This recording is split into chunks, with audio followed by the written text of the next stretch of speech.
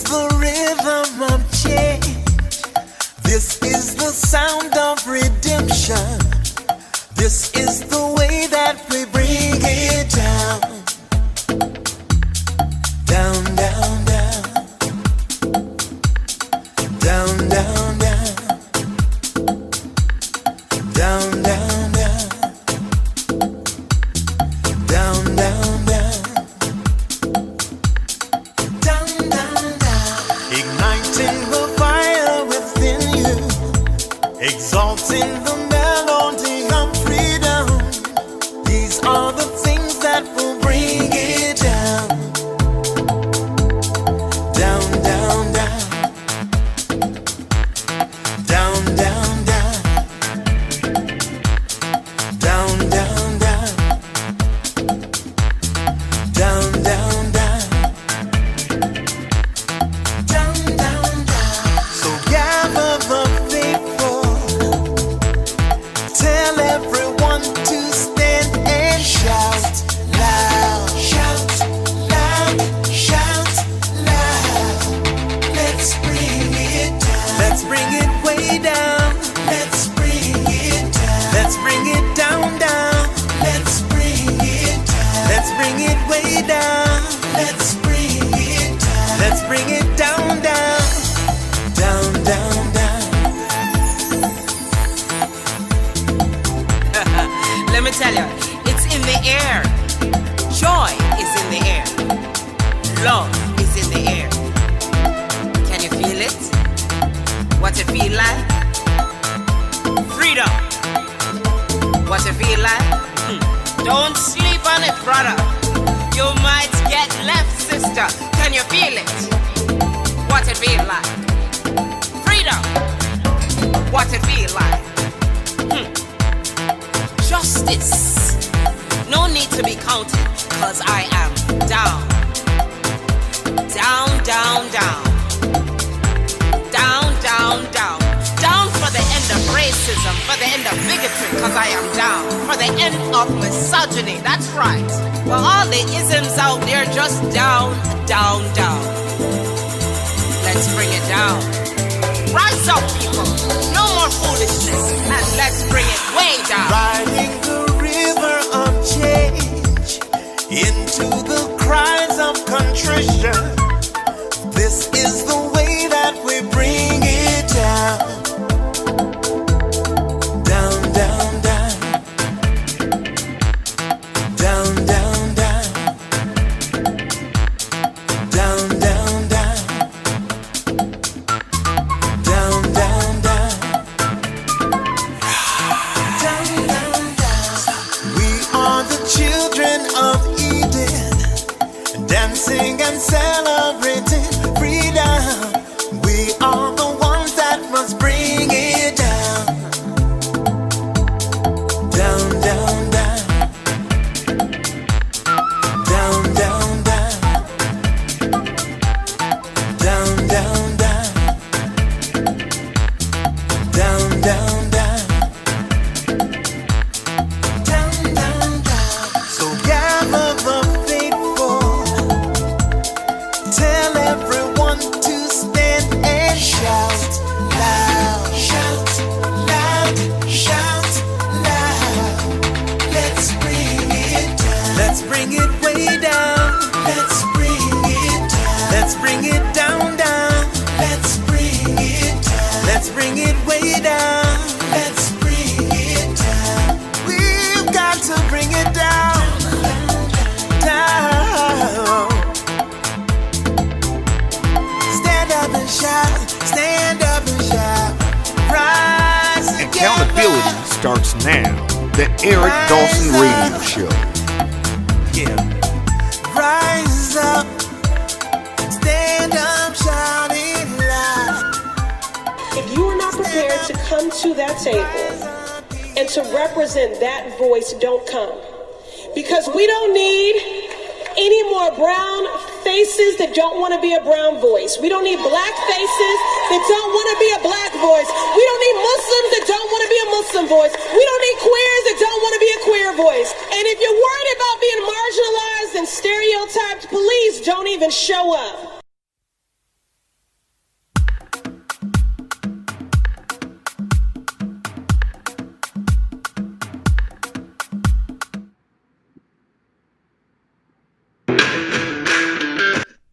I got all my music playing today for you guys. Welcome, guys. It's the Eric Dawson Show. I got Diana Marie Clements and Vincent Squire, the candidate for U.S. Senate. Not state Senate, U.S. Senate here in New Jersey. He's going up against, he's going up against Cory Booker, right? I don't think Larry Ham has a chance. But I'm just saying. And then, I want to ask this question. I think I already know the answer to it. But firstly, good morning, guys, before I get into my question. Good morning. How you guys doing? Good morning. Good morning. Hey, Diane, Vincent drove all the way up yesterday from Camden County and brought me some oxtails with baby lima beans. Nice. And his great-grandmother's biscuits. Nice. Yo. Did you eat it yet? I didn't eat the biscuits because I had the oxtails and the baby lima beans. They were excellent. Good. And I told Vincent this morning, I'm going old school, and I hope I do his great grandmother right. See, I'm gonna do the biscuit. Well, you know what, Vincent? Now I'm rethinking it. I was gonna do the biscuits and just syrup, old school, right? Then I told him, I said, my grandmother used to use Alaga syrup. Remember that, Diane? Alaga. See, No. you never had Alaga syrup? You never had Alaga? Oh my God. And No, see, I don't know what it is. It's addicting. It is addicting. But I didn't like the aftertaste of it. But I may do a white gravy for the biscuits. Right? I gotta figure that out. I gotta work on it. But I'm gonna do something with the biscuits, something special, Vincent. And I'm gonna take a picture and send it to you. But thank you for driving up and bringing them. I appreciate it. But you didn't tell me what it was. What was? What it was you just said you're gonna make. No, I said white gravy to go with the biscuits. No, you said something about the soup or something like that. Soup? What was the thing before that you said, have I ever had? And I said no. Alaga syrup. Oh, syrup. Oh, okay, gotcha. Well, see, Still a no. See, I grew up not realizing that there was a Y in syrup, and we just called it syrup. That is how you pronounce it, isn't it? No, No, but I always we thought. pronounce it. Yeah, I always thought that's how it was pronounced, right? Syrup. And then somewhere along the line of my life, I realized there was a Y in it, and I'm like, well, okay, so if it's a Y in it, how is it syrup? so no, it's syrup. Anyway, so yeah, Alaga syrup. But I don't have any of that. My preference, if I have syrup, is good old maple syrup, right? I actually have a friend who lives in Vermont, and he taps his trees. Oh, really? Yes. Nice. Yeah, Wow. so you get it right from the tree. Mm. And in Vermont, because marijuana is legal, Okay. I may take that 4-hour drive to live up in I'm Vermont. trying to figure out what does that have to do with syrup in the tree. Well, because So it's you the mix same. it together? No, it's the same guy. So Okay. so in my head, I'm saying, like I connect the two. Connect the dots. Yeah, You I can get connect the some dots. Good hot right. and good syrup at the same place. There you go. Gotcha. You just gotta use- One stop shopping, One stop. Diane. One stop shopping. Yeah. Anyway, But I did have the pleasure of meeting Mina. yeah, isn't she lovely? She is. I mean, I was like really, really, really in awe. Like, wow, she is a lovely woman. Yes. Even with the mask on. Yeah. I know, right? Like it's funny. You can't, like, people you just meet for the first time now, in building this business, I've met different people. I don't fully know what they look like. You know what I'm saying, Diane? So No. How about this? I went to the store the other day, and this is the wonderful thing about masks, because I told you really like people anyway. But you can really recognize who people are with their mask on. And I saw a couple of people that I did know. And because I had the mask on, I know they really couldn't recognize me, but I knew who they were.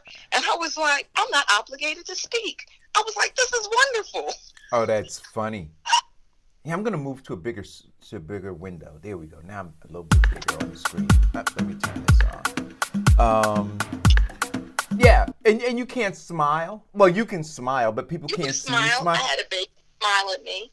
No. But you know what I mean. So like when Vincent and I were talking, when he came and dropped off the oxtails, you know, we were laughing, and I knew, I guess you could see in the eyes, right? The smile has to be in the eyes now, right? Right, the eyes are smiling, but you can't see like the smile. So we don't even realize this, but we are reconfiguring how we look at each other. Do you know what I mean? Like we're adjusting to how we look at each other without realizing that that's what we're doing. Yeah, that gives opportunity for people to walk out. They don't have to put their dentures in or anything.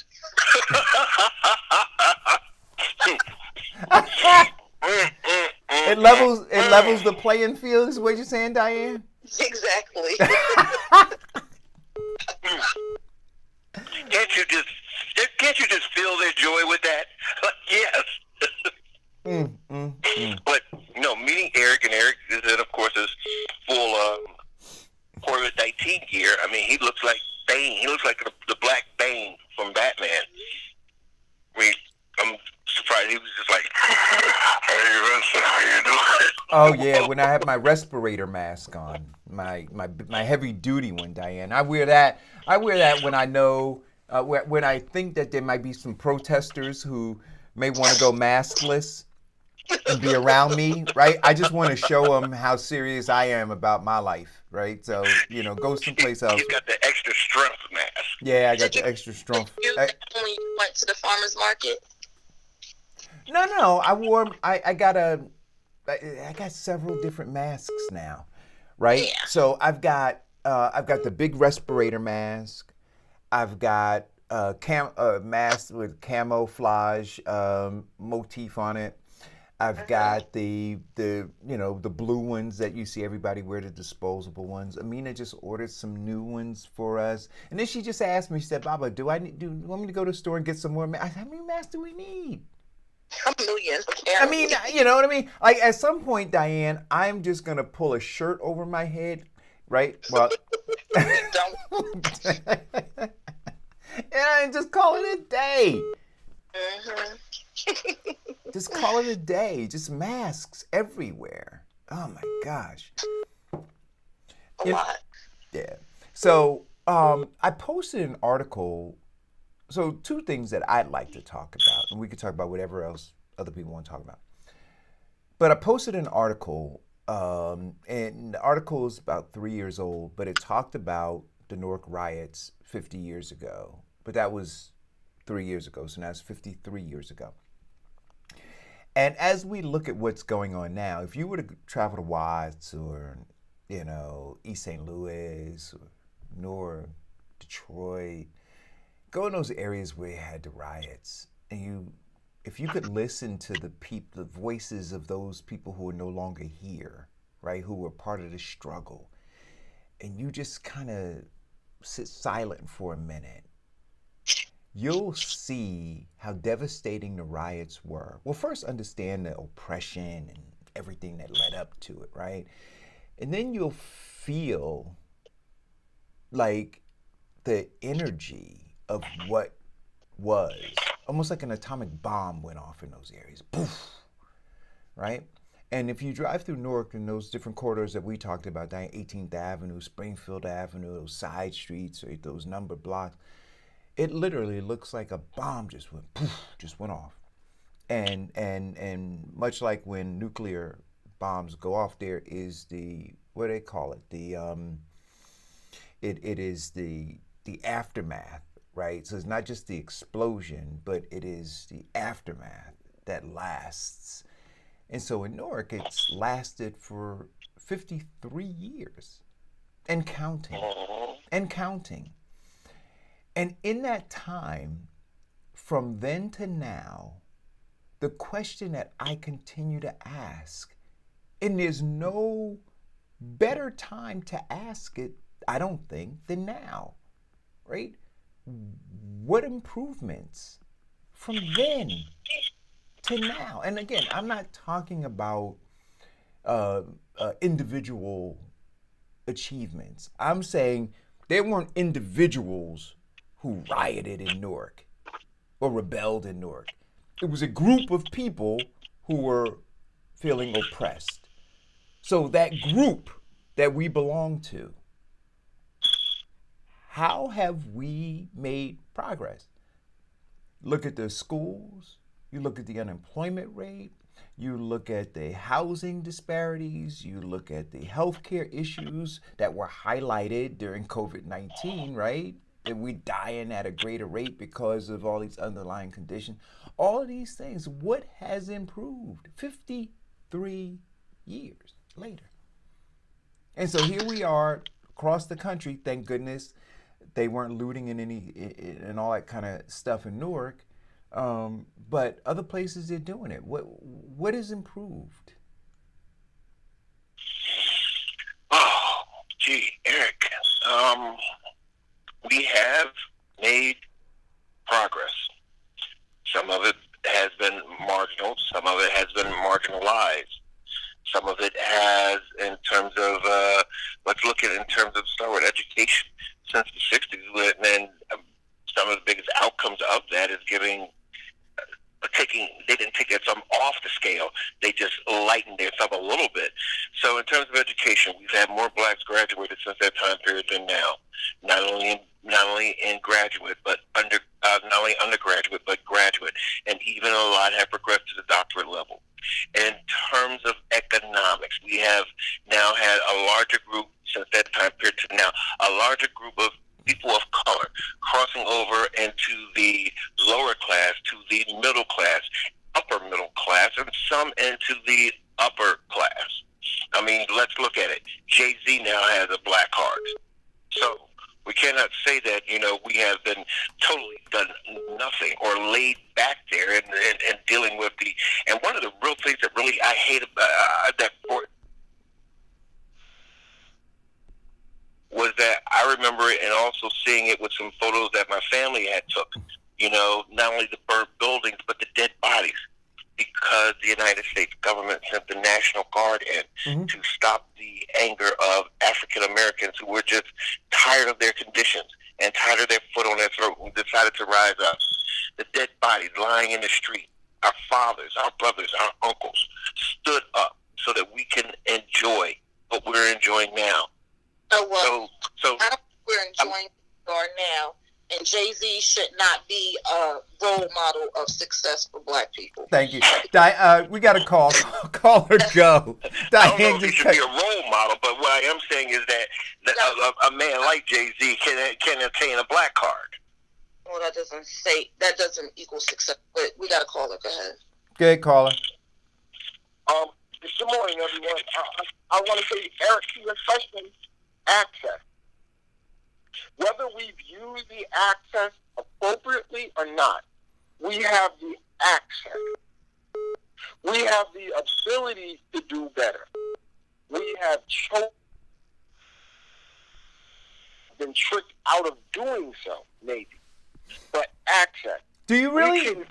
So I want to add, and we just brought another caller on. Brian, I'm going to ask you to hold 1 second. So you say access, right? And so certainly we do have more black elected officials, more black mayors, more black council members, more black state senators and such, right? And I always talk about this here in Essex County, and I don't know if you all know this. I'm not talking about you guys on the phone, but the listeners, that in Essex County, New Jersey, you have the largest concentration of black mayors than anywhere else in the entire country. Right here in Essex County. You have the largest concentration of black mayors.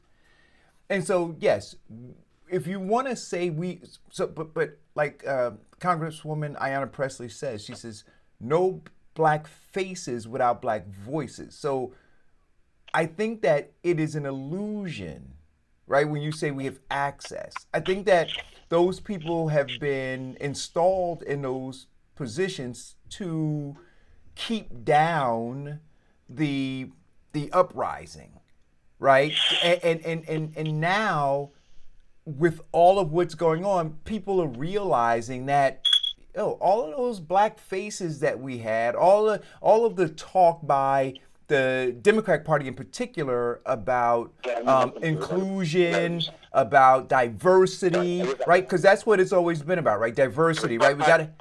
We gotta have more. Mute your phone, please. We're gonna have to have more women. We have to have more people of color. We have to have these different rainbow of people.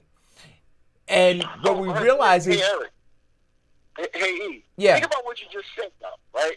If it's not access, right? You just said Congresswoman Ayanna Pressley. Okay, I'm sorry, I didn't say her name right or not. I apologize. Don't know how to. Ayanna. But, right? Okay, Ayanna Pressley. Right? That right there. Ayanna Pressley in 1967 wouldn't have done anything more in whatever state house she works in other than serve coffee. Okay? Now she's on the news as a representative. Okay? So it is access. We have not used it right. But access, I took a ride with my father before he died in 2009 down to Saluda, South Carolina, where he was from. And as we ride, and he says, you know, a lot of things have changed down here. Now, mind you, he moved from there when he was 6 years old. Okay? Ran away. You know, they had to run out because my grandfather had a fight with a white guy. And he said, but it wasn't nothing to see when I was a kid here, a black man hanging from a tree, a black man burning. That was nothing. He could say that after only living there for 6 years. Okay? So there have been changes. We have not used the access the way we should, and that's what Ayanna Pressley was saying. Right? No more black faces without representation. Okay. Right? Without Got it. Our black faces without. Okay. We don't use the access. We gotta use it. Got it. Brian, welcome to the show. Hey. How are you? I'm doing good, bro. You guys hear me all right over there? We got you. Good, man. Thanks for having me on. I appreciate it. It's important times, although you guys had me laugh a little bit this morning. I kind of want to do a bong hit and have some pancakes before we get started. You want to take the ride to Vermont with me? I'm going separate cars due to COVID, but yeah, I think I might follow. That's right. I'm good to had an important election last night. There's important elections. What? Yesterday in Pennsylvania. Oh, for the Greens. Yes. That's true. No, the Greens are a couple. The primaries for the Greens were, I believe, a couple days ago. I don't know. I know they're coming in right now. I'm on the Howie Hawkins campaign. I work for Howie Hawkins. I'm the national organizer. But I've been focusing on like the grassroots side of it and stuff like that. And it's great to hear. We've got at this point almost 80% of the primary delegates, so it's not a lock. We have work to do within our own party to secure our nomination, but it's looking good. And we're excited. I'm kind of in a general mindset, like I'm ready to get this on, get the money, get the volunteers, and get started in the general part. But we'll see what happens. Okay. Great. So how are you looking? How are you looking to getting all your delegates, getting the rest of your delegates? Oh, I'm not involved in the primary stuff. There's different parts of a campaign, and my job is more or less to build that volunteer base for structure. This is not. As we see what's going on in the country, around it, clearly the country's failing. I mean, it's failing. There's lots of things to be about. There's lots of, obviously, tragedy and death, and particularly, focus on Black Lives Matter or something nobody should take the focus off of. But the systemic issues we face require new institutions. So I'm not, as these primaries roll on, and I want to thank all my comrades that are working so hard on the campaign to win these primaries. We've got call center workers and everybody, it's a real party. We have a real political party operation. My focus is more on making sure that, what we're seeing today in real time has a dramatic effect on our political and economic business. because, you know, I did a show last night, and thanks for allowing me to spam a little bit on your wall. If you look at the thread there, after you listen to the Eric Dawson show in its entirety, please check out that wall post. I talked to an activist, I don't know if you know him, Eric, named Africa. He operates in New York quite a bit. I've seen him around. We've been on the street. I think I've interviewed him on the street a few times. Mm-hmm. He's a great guy, extraordinarily smart, really, really, like, he educated me a lot in like a 1 hour phone conversation. Mm-hmm. And he told the story in Newark of how, you know, kids were going to storm a cop shop, man. They were going to take the police station. They were pissed. And, you know, some Africa and a few other people got there and said, listen, this is all well and good. We hate cops. And if you go after them, I'm going to go after them with you. But then what do we do? Like, what do you do? Are you going to take a cop shop? What do you think is going to happen? The feds are going to show up with tanks. So now what? And they didn't know. The National Guard is going to show up, and then we'll right. Like use the Newark riot. Man, you were saying, you know, you were giving a history lesson right there, and it's important that people understand the history's unfolding right before our eyes, and we should make it better this time. Mm-hmm. You know, the advances of the civil rights movement, the advances of everything. Those of you that have studied a little bit, what I'm witnessing right now, from my perspective, is these little stories being told by the millions in our streets right now. People are not out in the streets. Honestly, listen, the George Floyd, his name should be said. He was murdered by a pig, and those pigs should be locked away from society for the lives of millions. But it's honestly, and so I don't say this with anything taken away from that man's life and how it ended. But it's not about George Floyd, and it's not. It's about justice for Jimmy Glowery and Patterson. It's about all the other police murders and all these other towns. Everybody's got a story. Everybody's in foreclosure. Everybody's got student debt. It's Right. application of the Monroe Doctrine. The You know what Monroe it's- Doctrine put in place trickle-down economics. So It here's handed over here's our the media, our education systems, our military, our police over to private entities.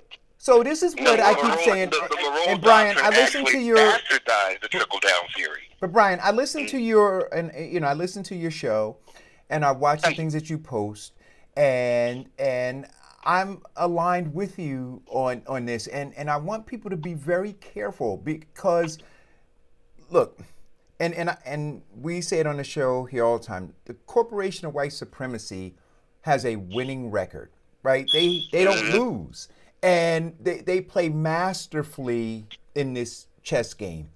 And right now, the distraction is George Floyd, right? And so they want you to just be focused on George Floyd, just like we were focused on Eric Garner, just like we were just focused on Sandra Bland, just like we were just focused on right, the rest of them, right?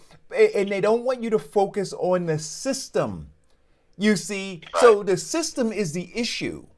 And so we're not, and so I agree, it's not about, and so even whether we're talking about the tragic murder of this man, or we're talking about these elections that are coming up, it's not about individuals. It's not about personalities.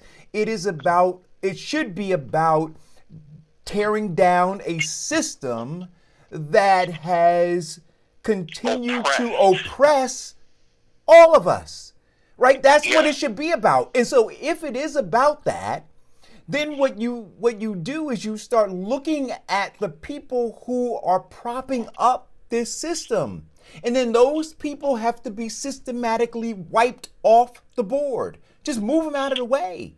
And so I agree. And it just seems to me, Brian, just painfully obvious, right? That if you gotta Do you think it's just a matter of replacing people? I think it's not just a matter. But that's what I'm saying. Like I do, you know. But that's what I'm saying. No, It's not well, just let a me matter say- of replacing people. It's a matter of reconstructing a broken, or not even reconstructing it, right? Some things you just have to build new, right? So you have to demolish it. So no, it's not just about replacing people. There have to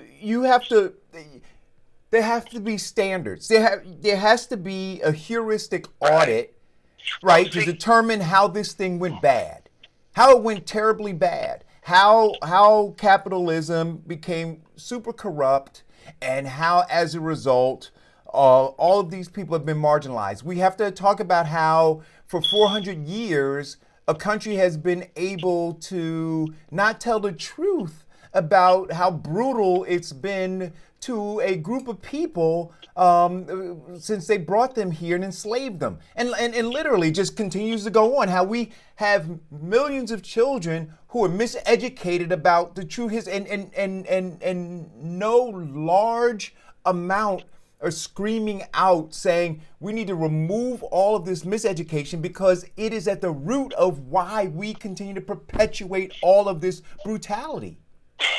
Right. See, the whole point, and the whole point that everybody is looking at is that they're now focused on the individuals. We're not as we do in abuse counseling when we talk to them. We said, no, we have to get to the exact root of or nature of the problem in order to heal.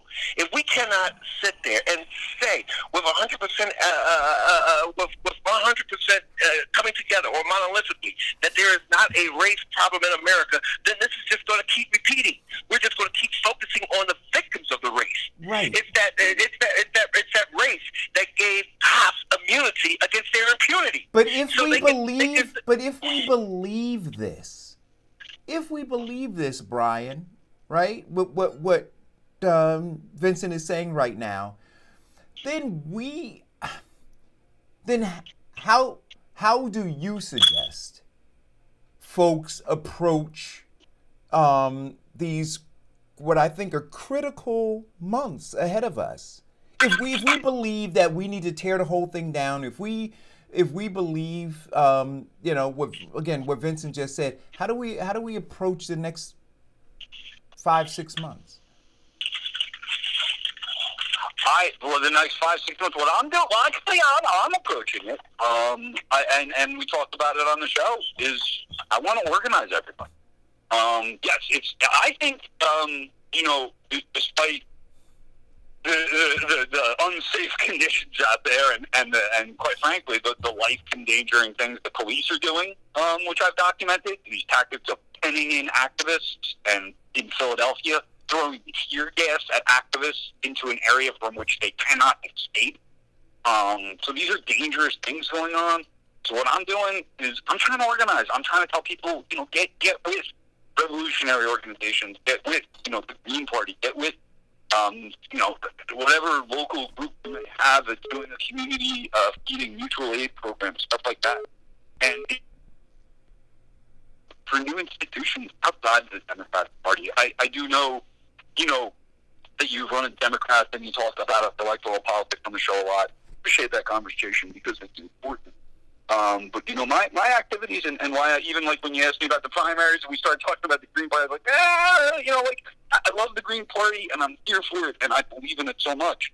But I believe in it as a revolutionary organization, not necessarily as a political party. And I think we need to take on that attitude. And I'll just say that you might want this. Our reliance on the Democratic Party has just absolutely destroyed any spirit in this country of any kind of activism. Every time I try to start something, it runs into the Democratic Party and it gets blown to pieces. No matter how good the intentions, no matter how much heart we have in it, no matter how much we try, we run into the Democratic Party and it is never what we want. And anybody standing up there on that podium watching a bill get passed, that they started dying a little bit inside. Because of what the party did to their bill. Brian, you know the reason that the Democratic Party is the biggest obstacle that you're going to run into is because what you're doing puts the Democratic Party in jeopardy. All of those people who are in power in the Democratic Party are going to do everything possible to remain in power. And you threaten that with actually wanting to do something fundamentally right for everyone. We got another caller. Real prices for that, and that's what we do. We pay real prices for that. Right. Go ahead, Farrakhan. Guys, because I have to edit another show and I have to get out in the field because there's still more revolution going on out there. So keep fighting, Brian. Yeah, I really appreciate the time, man. I love you guys, and I'm sharing it out there. Can I ask you a question before you leave? Sure. Well, I mean, just going by the 20 words, I don't know. Are you Caucasian? I am a Caucasian man, yeah. Okay. So I gotta see. We have a lot of back and forth on the show about something, so maybe you can answer it. What are you willing, as a white man, Caucasian man, however you want to say it, willing to give up, concede to 14% of this nation of your privilege in order for us the black Americans who have been mistreated in this country the way we have, so that we can have parity with your society? I'll tell you this. I'll tell you this. I don't have a lot. I'm a poor, so you can have whatever you want.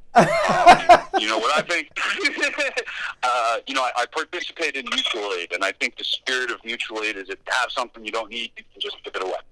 I've got That's the spirit of community or communism. Yeah, exactly. It is communism, and basically how that and I'm going to get to your question. Trust me, I'm not trying to cop out here. But basically, I live like that. People donate canned goods and stuff. I put them on my porch, and if somebody needs canned goods, I give it away.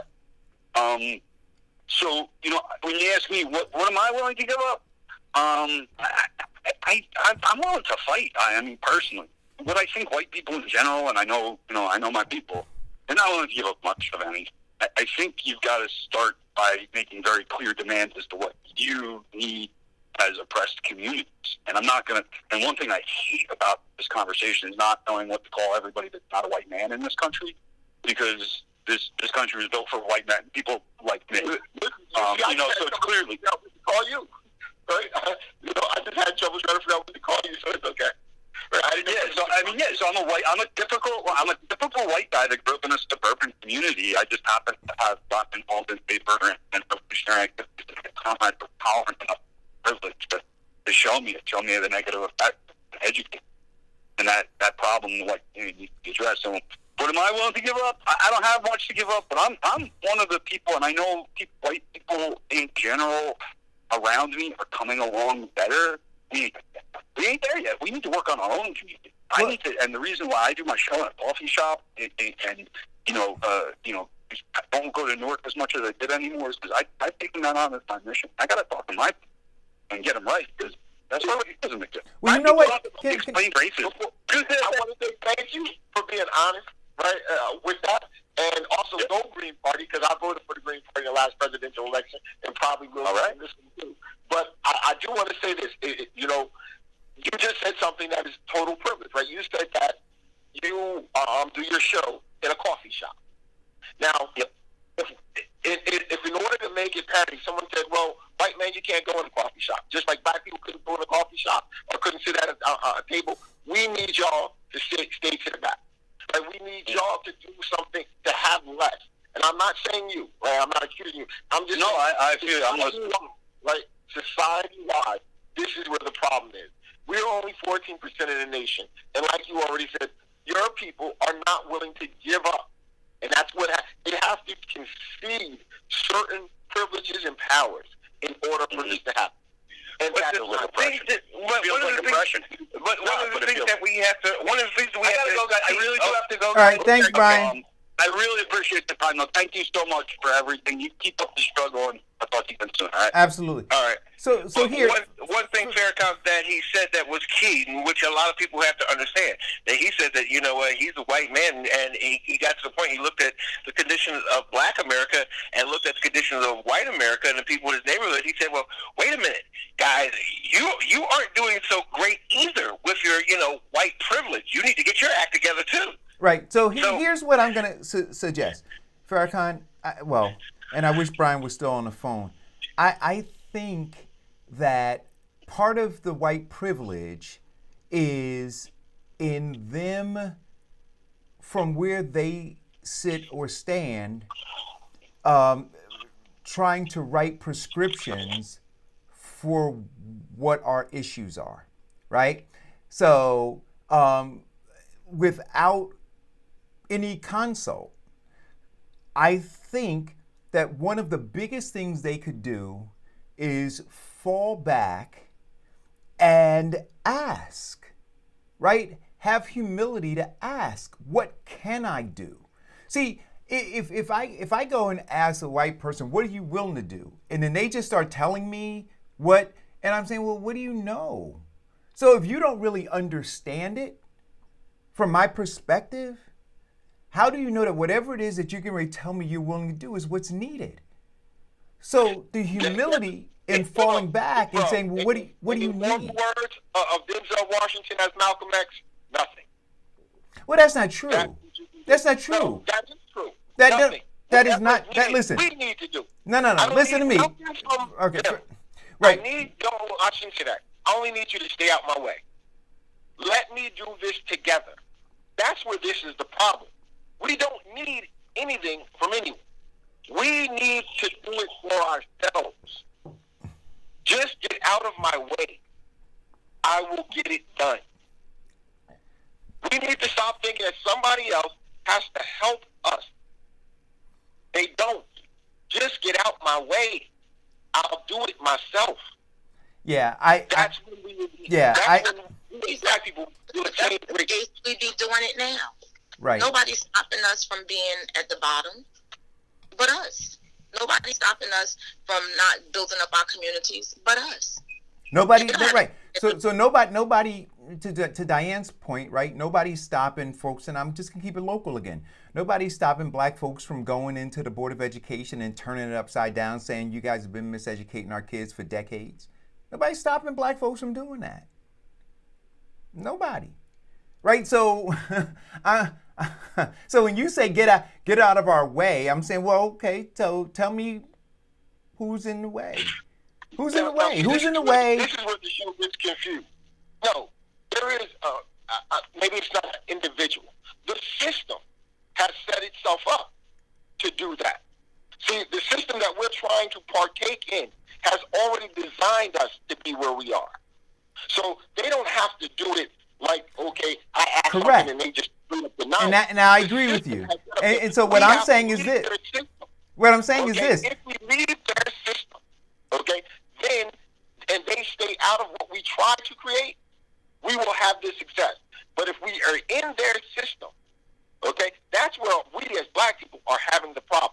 We are trying to work in an enemy system, in an enemy's house, to build your own. But doesn't it right? But doesn't it have to be more than more? I'm just asking. Doesn't it have to be more than that? Because if we conclude, because you said, and I agree, somebody's going to have to concede something. So if on the other side there's no willingness to concede anything, right? And the mousetrap is already set up the way that it is. So if you look at a war and you say that your enemy already has the high ground, they already have the high ground, and they're not willing to concede the high ground. So you're fighting from valleys, right? That's again my point, because we are in their system. If we leave their system, then we don't need them to concede anything. Build on your own. The only thing we need them to concede is stay out of the new one we're building. Get out of my way, and I will do it myself, man. And that's what I'm saying to you. Right, but I again, and I don't want to belabor this, but I don't want to belabor this, but the system. We got two ways for blacks to go, in my opinion. Either we go the way of total independence and build it ourselves, or two, we stay in theirs and we beg them for something to give us room. Which one would you prefer? Right. So I would prefer option number 3, where we work together. Well, because hold on, and give me 60 seconds. We are black, and we do need our independence, but we cannot have total independence in a country that we're only 14% of. We need collaboration between both blacks and whites to make it. That's my point. Right, and I agree with that.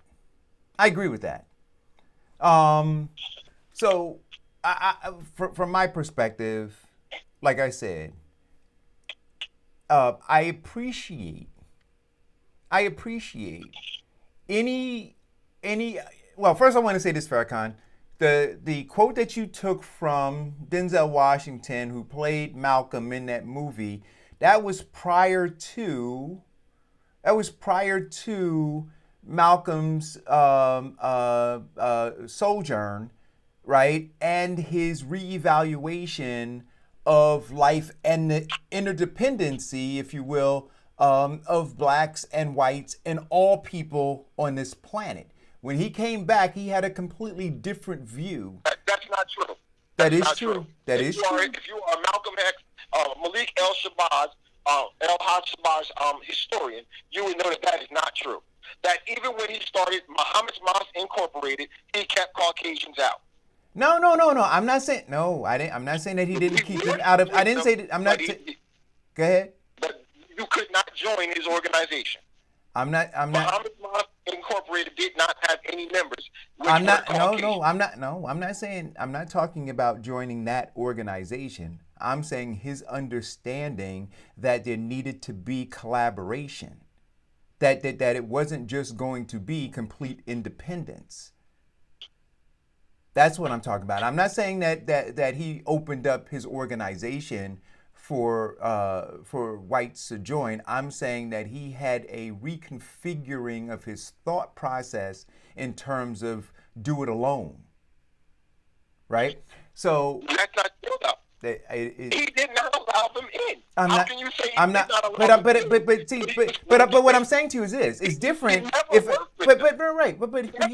hear what I'm saying. So it's different if I have an organization, right, the Black Panthers. So I don't allow white people to join the Black Panther Party, but that doesn't mean that I don't collaborate with other organizations and network with other organizations that have white folks involved in it that can help create pathways for me to be successful. But he didn't. So don't put that on him. He did not. You cannot show me a collaboration with Malcolm X and any Caucasian organization. I'm gonna. That's what I'm saying. You can't put that on him. Yeah, He would be pissed with Minister Farrakhan for what Minister Farrakhan is doing with white people. Real talk. Yeah. He never collaborated with white people. Yeah. You can't see that. You just watch that documentary of the guy who hates everybody, Nation of Islam, and nothing in there was Malcolm X with white people. He did not work with them.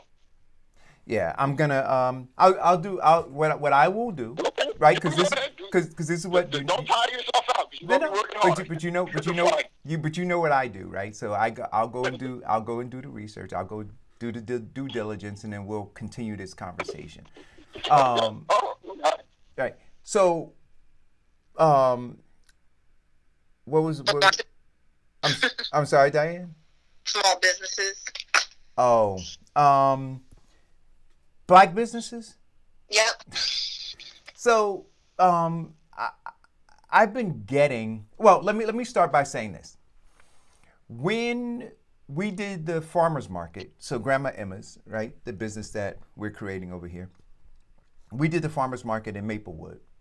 There was a white woman who came over to us, and I told you we were the only Black business there. And she said, and she was elated to see that a Black business was there. And she said, look, and she felt the need to apologize for America, to me and to Amina, because of everything that was going on. She just felt in her heart to come over and do that. And so it was a bit uncomfortable, right? But she did it. And, I didn't feel like I was representing all of Black society. And that was uncomfortable too, but I stood there. And then afterwards, she said that she wanted to do all she could to support Black businesses, that she thought it was important and so forth and so on. And so she took to her Instagram page and she got dozens upon dozens of Maplewood residents to come to the farmers market. And they literally made beeline to our booth, told us that this young lady had been working hard on her social media, telling them about us.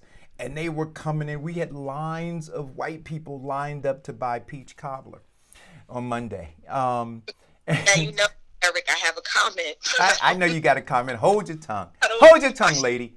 And so afterwards, I got other stuff from people who were now promoting Grandma Emma's as Black owned. Like people I don't even know. Amina last night showed me some memes that are on Instagram and on Facebook talking about comment. Go ahead. Talking about Grandma Emma's being Black owned. And I got to tell you, I looked at it and I thought to myself, I said, self, is this the brand? Is this the brand that you're looking for? And we've talked about this on the show before, right? What is the black brand? What does black owned mean? What does all of that represent? And And we went forth about that. Yep. we did go back and forth about it. And so now it has been put on Grandma Emma's because people have taken it and they've created these memes that's a black owned. And I'm asking the question, is it a help or is it a hindrance? So I'll Go ahead. get you my old conversation. Why? Why? This is so funny to me. So let's go to the first thing. So she gets on social media. First of all, she comes over to apologize for everything that's going on. She apologizes for all white America. She's apologizing for white America to you because you're the representative. I'm the representative of black America. That's right. Then she gets on social media to send all her people over there, which is great. But I guess that's your reparation. That's my right. And then I was thinking the exact same thing. Then you tell me that now she's labeled you as a black-owned business, and you and I had this long discussion, you, myself, and Kevin, about being represented as a black-owned business. And I said, I want people to know that I'm a black-owned business. And you said, I don't think it's necessary. And I even told you about the corner store on Sanford Avenue that has a sign outside that says black-owned business. And I think it's important. Why not? When you go into other communities, you know exactly who owns those businesses, whether it's because it's the particular colors that they use, whether it's Jamaican community, whether it's the Chinese restaurants when they have the menus partially in English and partially in Chinese. So why can't we, or the bodegas when they have special, the majority of their products are Spanish companies. Why is it that we can't say that we're black-owned business? Well, and so no, I'm not listening. Think that that's going to be a harm to our business because we're black-owned. Well, here's the thing, right? When you the thought would be that there would be some advantage, right? That there would be some enhancement of your brand by adding that label to it. Much like if I'm looking for a developer, a programmer, right?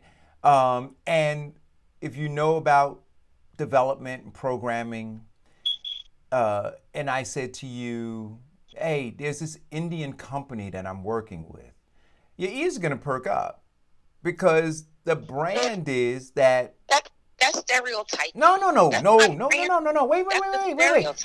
We'll get to stereotype and we'll get to what I'm labeling as branding, right? So there is, like it or not, if you go and look at companies and you look at the developers and you look at the programmers, you look at them, a large amount of them are Indian. That's just fact. It's just fact, Diane. A lot of big companies in America outsource their programming and their software development. That is because they have paid more attention to STEM and they were So we could talk about the reason why.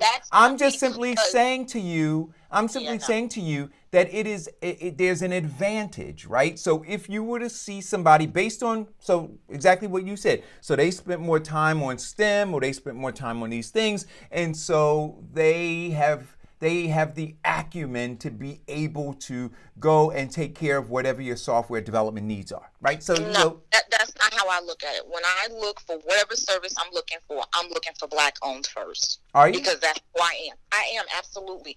When the Jewish community looks for something, they're in the Jewish community, and that's who they work with. So I'm not looking because, I think that Indians do better in computers. That's not true. I know tons of black people. Listen, I'm not saying that, don't. I'm not saying that there are not qualified black people. That's not what I'm ever saying. I am simply asking, in general, what is the brand? When you think about who to use, why to use them, right? There are like it or not, like whether you like the stereotypes or not, there are, because of various reasons, right? And so when you're looking and you're saying, you know what, I'm gonna wear this badge, right, of black owned, so I'm gonna tie myself to this, or I'm gonna tie myself to Chinese owned, or to Jewish owned, or to Indian owned, whatever it is. Is it an asset, or is it a liability? Is the question that I'm asking, I guess. That's the question.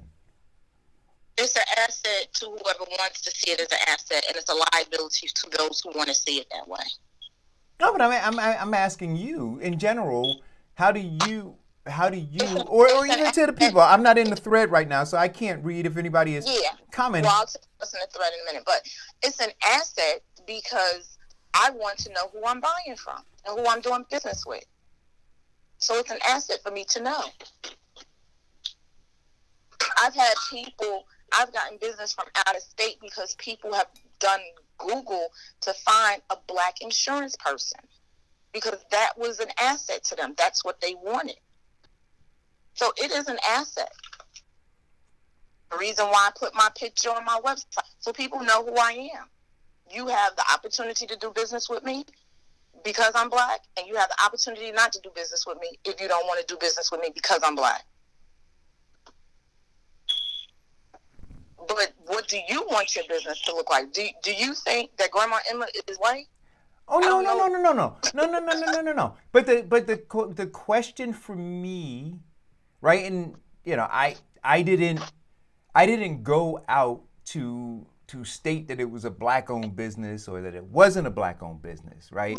So if you go to the website that's being developed, you know, there is a beautiful picture of a black woman answering the phone, right? So and if you go there, you'll see a beautiful picture of my grandmother. But I didn't stamp it black-owned, right? It was just.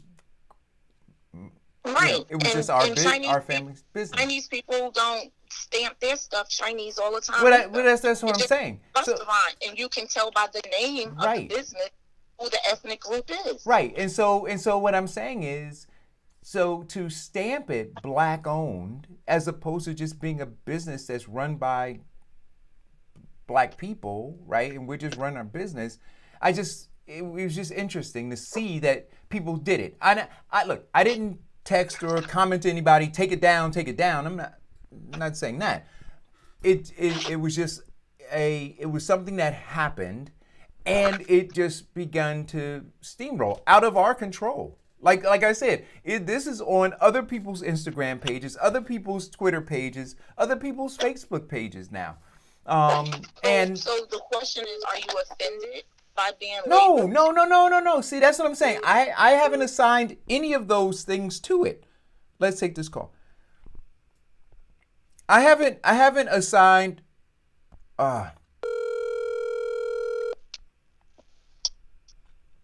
Diane? Yep. Yeah, I don't. Farrakhan was calling in and we got disconnected. So he'll call back in, and Vincent will call back in as well. Yeah. But I'm not. Yeah, I didn't assign being offended to it. Let's see if we can get Farrakhan now. Hello? Hey, hello? Yep. Stamp it black owned. How will we find you to create the business society that we want to create of black owned? Diane is dead right. You put your stamp on it so that we can build, because it's something we've talked about. If we're going to right, doing business with black, circulating that black dollar, if you don't denote yourself and let it be known, how will I find you to know that when I want some peach cobbler, instead of buying Intamins or some other brand, right, let me go get Grandma Emma's black owned. So you got to do it. If you can, you do it. That's why every Dominican barbershop puts up a Dominican flag in front of it. What the hell does the flag have to do with the barbershop? But every Dominican barbershop's got one. Mm-hmm. Right? You got to do it. right? It's neat. Did you ever see that doc? It's sort of like a documentary section. I think it was on something for HBO with Killer Mike, and he spent 30 days trying to do everything black owned. Right. Right. And like, he found a black bicycle company. He found all these different things, so he wouldn't have to spend a dime. That's what we're going to have to do. So if you don't denote yourself as black owned, how will people know to find you to create that consumer base? Go ahead and do it. Be happy and be proud of it. Yeah, that's how I feel. That's definitely how I feel. Because if that was the fact, I could be working for somebody else that's not black owned. Eric, you have to also take another thing in consideration in terms of marketing, and especially marketing and branding food. The one thing that America has a huge level of diversity in is ethnic foods. Why do you think there's so many Chinese restaurants, Italian restaurants, French? So ethnicity in terms of that, it does not harm. The most important thing about Famous Amos and his brand was the simple fact that they had Famous Amos' face on the brand. So give that some consideration. No. It's not about, it wasn't about considering it or not. I just didn't, we're just building it, right? And wasn't how you were you weren't representing yourself that way. I understand. Yeah, But everything is in perception on how people see it. So if they see a black person that's operating a business, they assume it's a black business unless they ask you and you tell them something different, or they perceive something different. Like, for instance, I went to the beauty supply store, and a black girl runs the beauty supply store, and that's when we got into the conversation about how she wanted to buy the store, but the Chinese and Koreans would not sell it to her because they only sell and work with their own. So, and as to the reason also that they put black people as a face in the stores, because they want to give the perception that they could be black-owned businesses. And if you don't ask, you don't know. Because I simply said to her, if I'd have known, if it was a black-owned business, this would have been great. I'd have been telling everybody we got a black-owned hair supply store, as opposed to going to somebody else's. Okay. I was just curious, because again, last night, it was literally, she said, "Baba, look at this," and then we also had people who know us, who were texting us these memes that they saw. So the people who were posting the memes don't know us at all. They heard about us. They either somebody told them about it at the farmer's market. We've been making a lot of contactless deliveries now as part of the business strategy, and so the word has just been circulating. And again, so there were people who took it upon themselves to say, "Hey, look, want you all to know this is black owned." And so, like I said, I saw it. It wasn't something that, outside of, I wasn't going to put a white woman up as my grandmother or anything like that, right? But, but actually stamping it, black owned, wasn't something that, was in the forefront of my mind. It was just trying to run a business. All right. So what else is on deck? What else is going on, guys? So we back to business. We were talking about some months ago when Kylie Jenner was selling her business to Coty and her makeup business and making her the first billionaire, the youngest billionaire or something like that. And remember Kevin was talking about, this is just, it's just on paper. She's not really a billionaire. Well, now it's come out that Coty, who she sold her business to, has, not Coty, she sold her business to, her beauty supply business, her beauty product business to, is now being challenged. Because when she was in Forbes magazine went back and dug into her financials to find out that she really isn't a billionaire, and that the documentation, the financials that she provided were doctored and incorrect. So now she's kind of stuck because Coty is trying to pull out of the deal because they still have this, contractual time period where they can pull out of the deal. And now they're asking for all of that money back. So now she's kind of stuck, because what she's looking at is, if she challenges Forbes Corporation, Ford magazine, she has to now put up all her proof to show that she really is a billionaire, when her actual financials, from what they've proven, are not actually true. So now she's kind of stuck. And we were talking about this before, when we talked about with Jay-Z, when he bought the basketball team, about what a real billionaire is, that he really doesn't have the access or liquid access to billionaire money, and what people see and think is really not actually what is true. It's all an illusion. Especially when there is stock involved. Biggest thing that you look for in terms of investments is the true revenue of the corporation, because you got, like Diane said, you got a lot of companies that are built worth billions on paper only, but liquidity is what you want to look for when you're making. Stop doing so.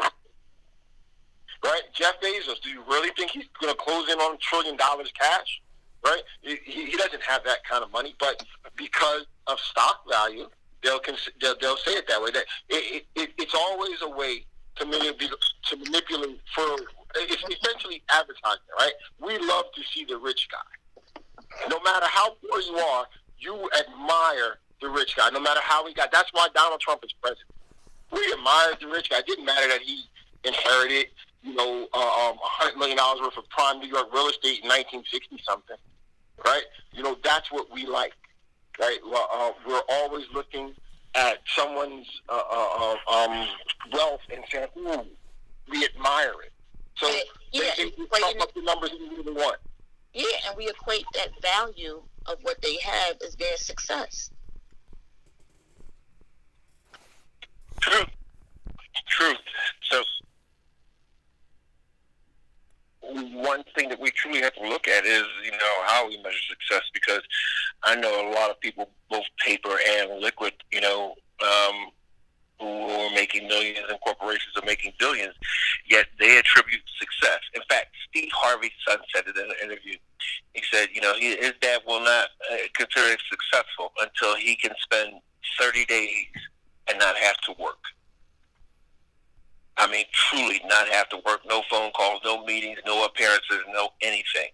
Because in that 30 days, he liked to spend all that time with his family. See, a lot of people think that, having money is success. But for some people, it's just having, an uninterrupted 2 hours with the people that you love. So it's understanding the difference between wealth and rich. When you understand that difference, that's what it's all about. When you understand that rich is just the amount of money, cash, liquidity that you have, and wealth is how you manage your money. I guess best way to say it is like you said, not having to work for 30 days and still everything gets paid. That's your level of wealth, right? Correct. There might be someone who can work who doesn't have to work for 4 or 5 years. I've seen that. I've seen a person not work for 5 years but still paid every bill. They didn't have anything new coming in. So I think that, we have to understand that. You have to understand money, financial literacy. This Wednesdays, right? Well, yes. See, I guess the easiest way to understand, if I can help with that definition of rich and wealth, see, Tom Brady is rich, but the man who signs Tom Brady's paycheck, the owner of the team, he has wealth. See, Tom Brady is making millions. Yeah, that's great. See, that's part of rich. But the difference is, one is you're working. Being rich means that you're making a lot of money, but you are working for your money. Wealth is you're making a lot of money, and your money is working for you. Right. I don't disagree with that. You're absolutely right. I mean, your money working for you, that really does, that's the definition of wealth, right?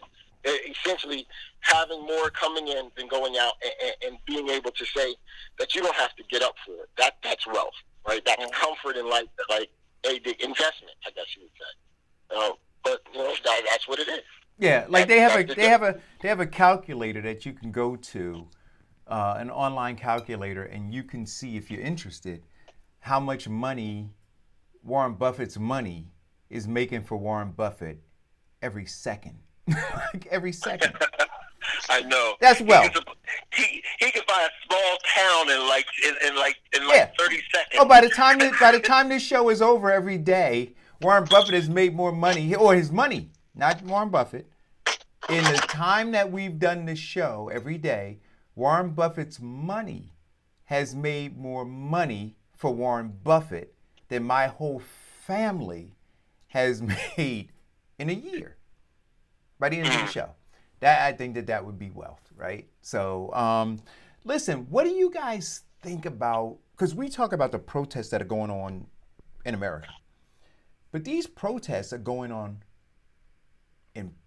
in Europe, right? People are protesting, and I'm looking at it, and I think they're being disingenuous. And so even when Brian called earlier and he said this is bigger than George Floyd, they're talking about how in Paris, from what does this headline say? It says something from New York to Paris, people are protesting the murder of George Floyd. Do you really think that from New York to Paris that they're protesting George Floyd? No. They don't care about what's happening over here, because the death of this black man has no direct correlation to them and what's going on in their communities. So why do you think they're protesting in Paris? I don't know. What does it say? Why they're protesting? No, they're saying that they're protesting the death of George Floyd and the injustices done to black. They are, Eric. They're protesting that, but I'm saying they always protesting cops. They was protesting cops last year. They like for whatever their problems are. Yeah. So that's because what we fail to realize, and I say this all the time, right? Blacks everywhere on this earth are in the lowest situation. Doesn't matter what country you go to, right? French didn't treat black people no better. The reason blacks are so messed up is because of French and English and Dutch, right? So it doesn't matter where you go in this world, right? Blacks are hurting, right? They handle it differently maybe in other parts of the world, but we're hurting everywhere you go. So they're protesting in solidarity because they know the feeling, right? The poorest people in France, they're black. That's their poorest demographic. And always has been. Right? I've seen them riot how many times? So I'm not. But what I'm asking you is this. Question, I'm asking you, are they around the world? Yeah. When I was in Canada, when Trayvon Martin got killed, and there were protests going on all over the United States, there were at different 2 cities in Canada that I was in. They had the protests going on for Trayvon Martin. I mean, so yeah, this could be very true that the world is feeling the plight in our condition, because you have to look at one thing that divides every ethnicity and is race. There are prejudice in all races across the world. To this day, because of Hannibal, you still don't have Northern Italians who talk to Southern Italians. In Greece, the Northern and Southern are still, indifferent of each other. Still prejudice and discrimination. It's still all over the world. So I guess again, I'm asking: is this because I would like to think that it's bigger. I would like to think that it's about the issues that both you and Farrakhan just talked about, right? The oppression of black people all over. And so if it's about the oppression of black people all over, then to me, the headline, again, it says from Sydney to Paris, world outrage grows at Floyd's death. See, I think that headline minimizes it, and it's not the outrage over George Floyd's death. As tragic as his death was, his death is no less tragic than Michael Brown's or Sandra Bland or Sandra, right. Trayvon, right? Eric.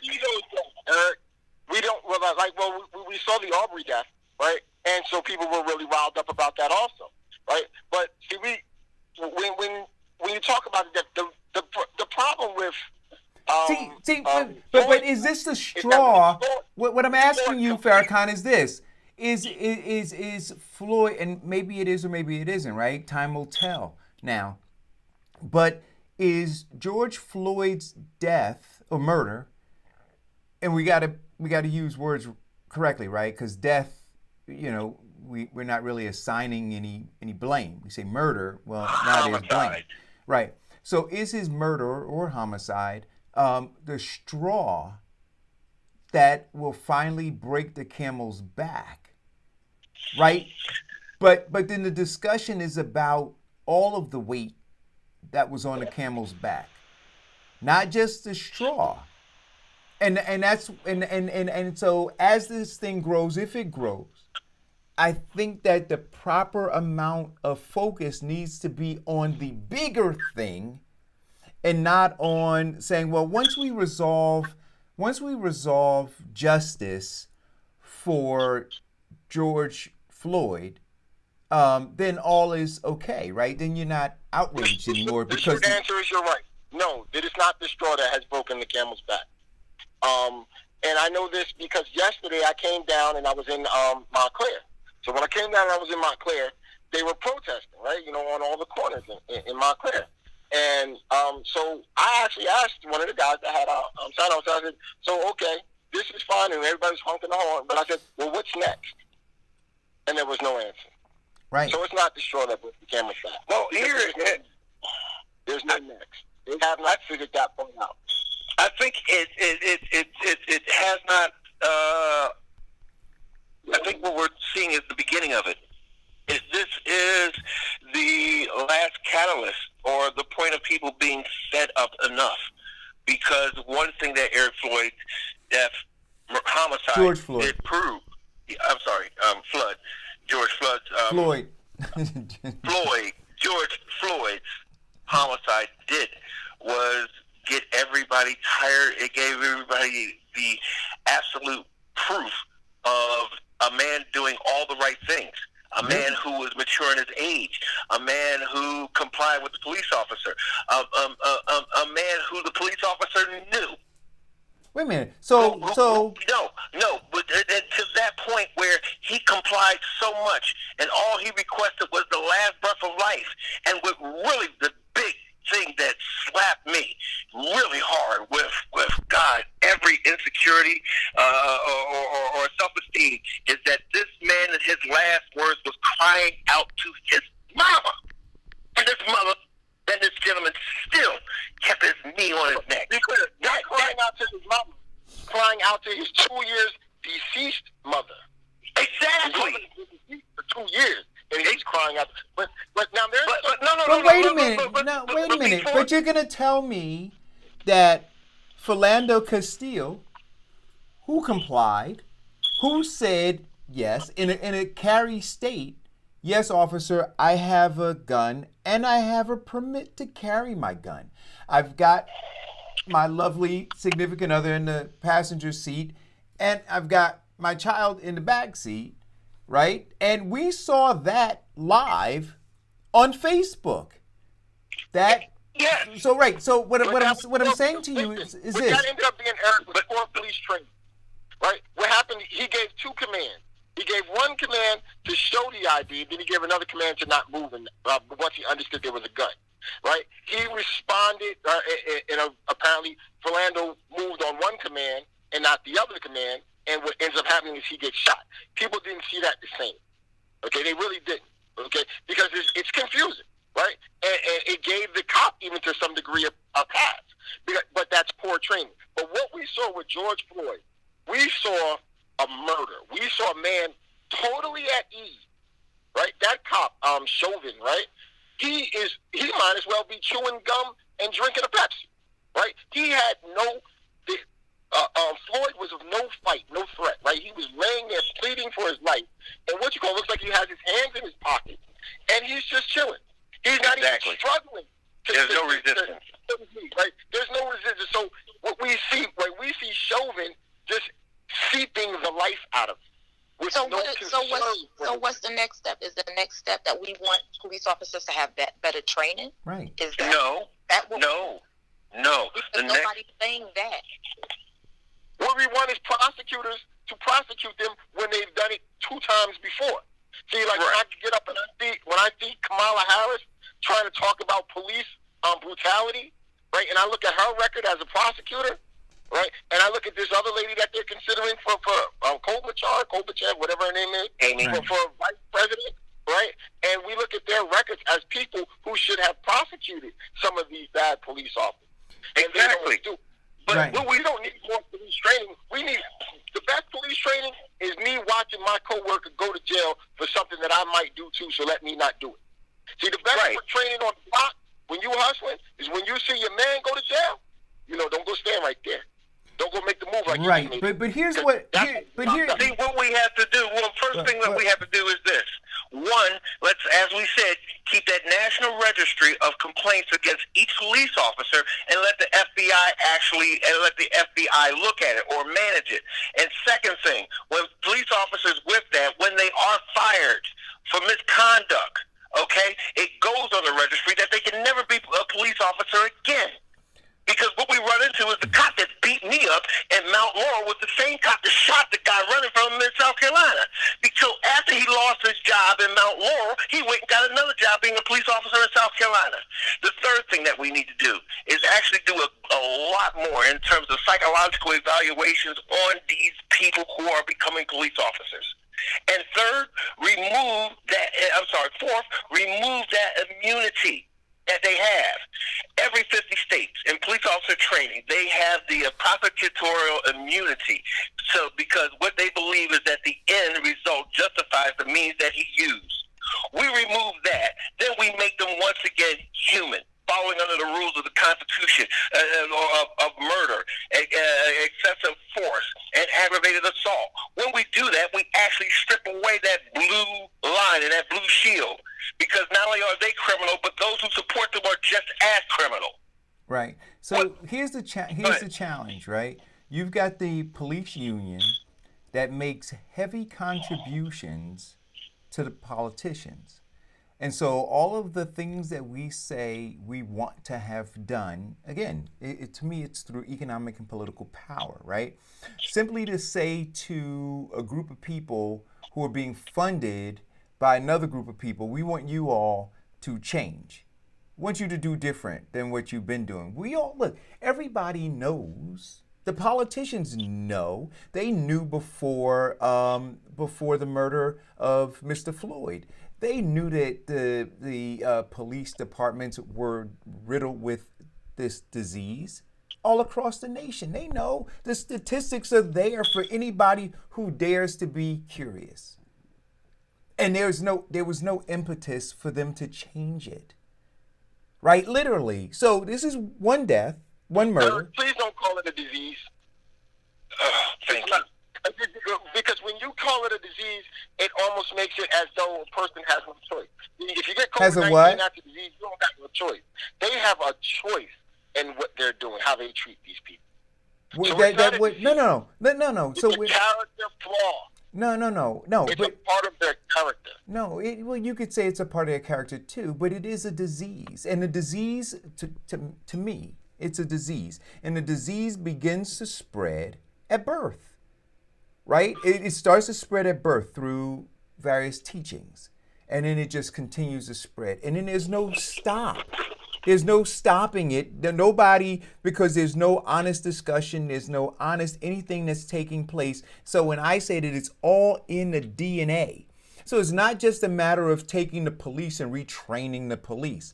Those police officers, let's say they joined the force at 25 years old. They've had 25 years of living in a diseased environment. In a diseased environment where they have been indoctrinated, and this is who they are. It is baked into their DNA. And so you say at 25 years old, we're going to give you some training that's going to knock all of that out of you. Meanwhile, it really isn't, because the union that is now representing you is paying those politicians to ensure that when things like this happen, there are laws on the books that protect them.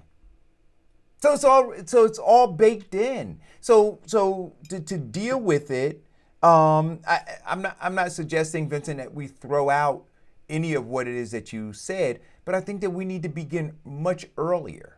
We need to begin much earlier. This thing is much more radical than saying I'm going to deal with it at this point, right, where it's manifested itself? What about all of the young people who in 10 years will join the police department? What about them? What about what they're learning right now? Right? What about how they're being indoctrinated right now? Well, that's the other thing that we have to look at. Not only is the police department itself has a level of corruption in it, or a disease that's spreading through it, but also you have to look at the entire prosecutorial team. Yes. You have to look at that. You look at these prosecutors that have turned a blind eye, which have people locked up for a long period of time, not for the simple fact that it was right and they committed the crime, but for the fact that they wanted to win and build their record so that one day they could become governor or president.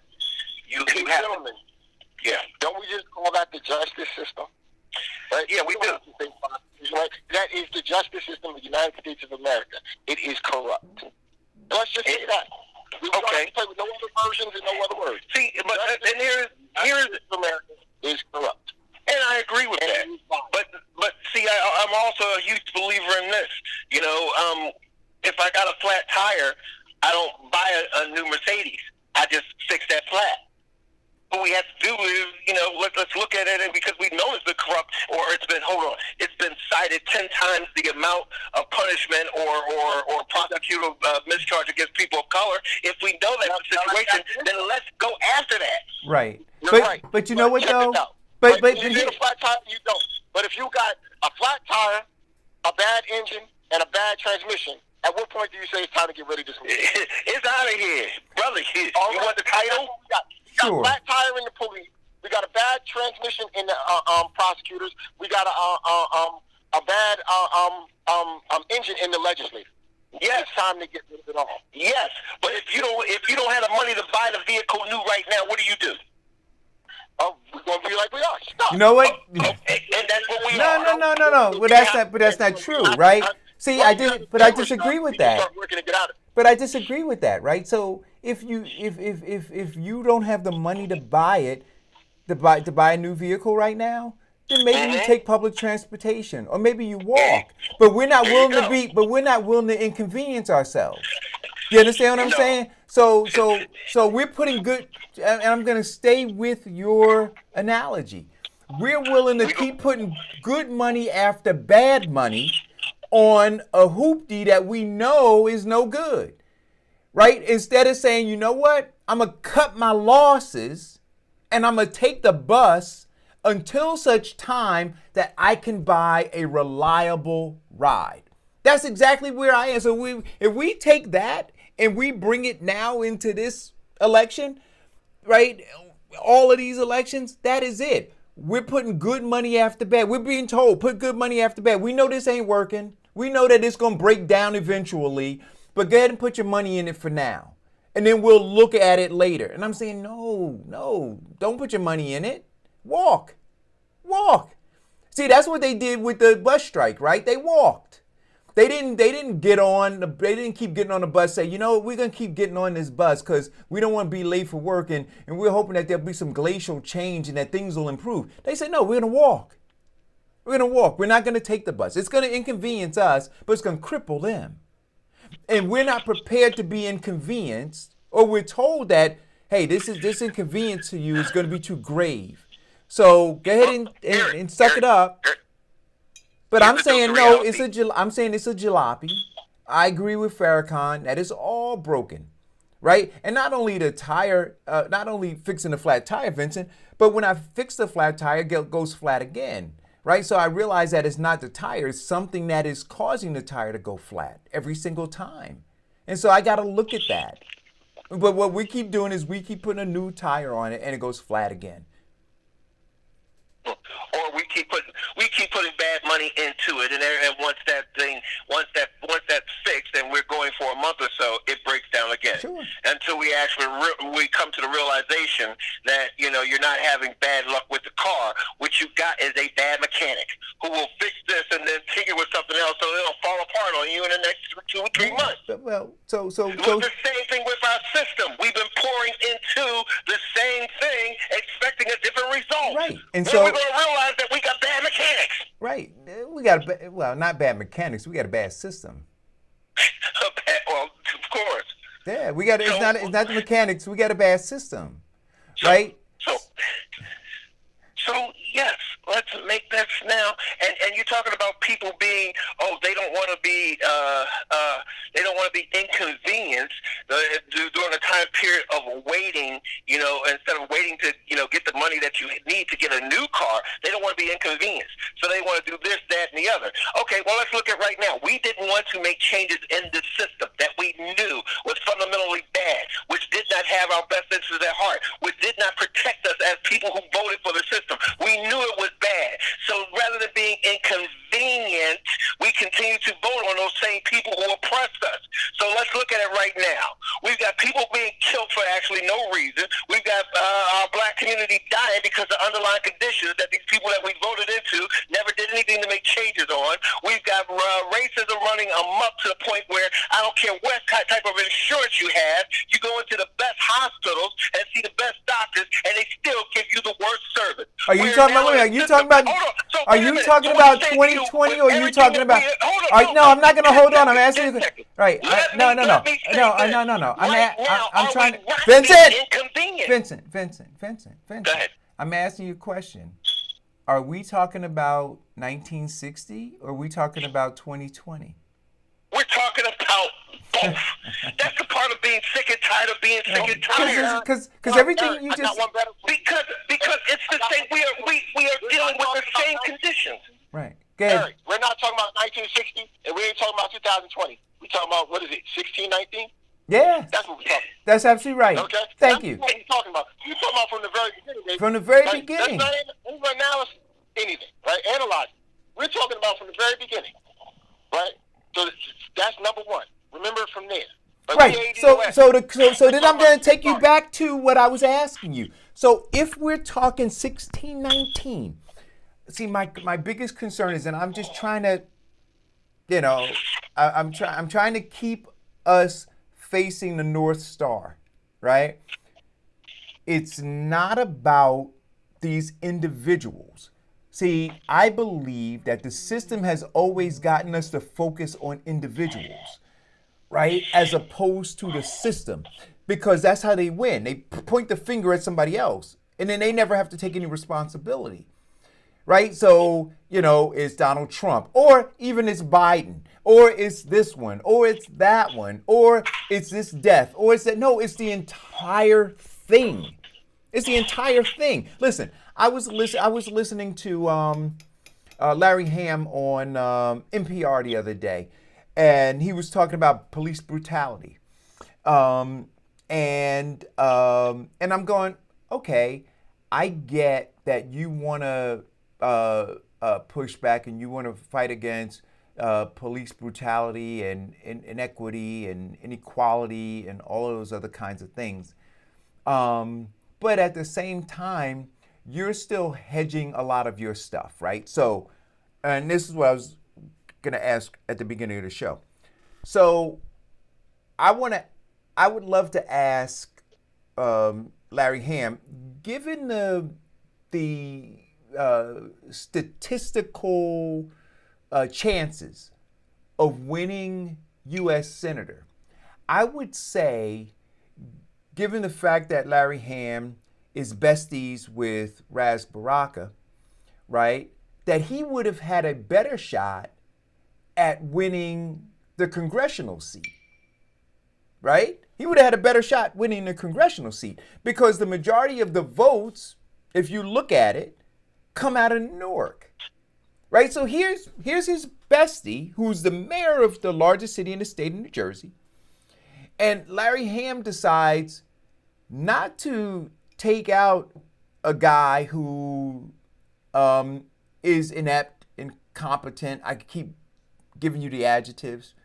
but he decides to go and challenge a guy that he doesn't have a chance of winning, when he could have challenged a guy who he had a chance of winning, of beating, right? And then beginning to effectuate really the change that he's talking about. But the reason he didn't do that is because the game is rigged, right? So they've cut a deal, right? The party, including the mayor, to help get Donald Payne Jr. reelected, right? So out of one side of their mouth, they're talking about how we need to resolve these things. But out of the other side, they're funding a party and individuals who don't resolve them.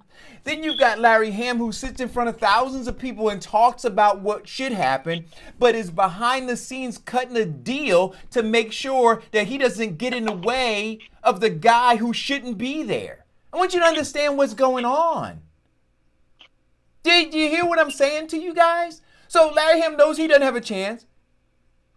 And the mayor told him, no, you're not going to touch Choppy. You're not going to, not even talk about him. So you have Larry Ham who won't even talk about him. Larry Ham will sit and talk about Cory Booker and what Cory Booker hasn't done. But the congressman who's done less, he's not talking about. This is what I'm saying. So this is the poverty pimping. This is the craziness that continues to go on. And we have to be able to identify it all. But this is why there's no real change.